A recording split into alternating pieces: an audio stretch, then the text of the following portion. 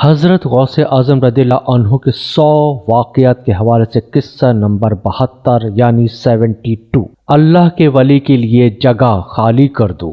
سماعت کیجیے۔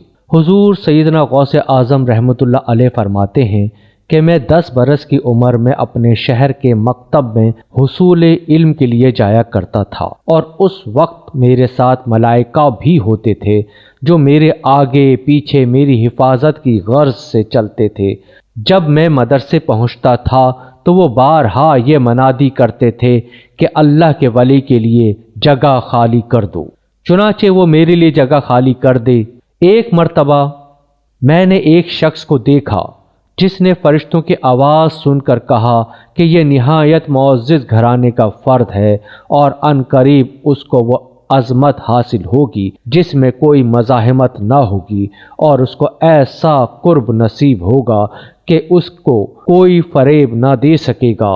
پھر 40 برس بعد میں نے اس شخص کو پہچانا، وہ شخص ابدالوں میں سے تھا۔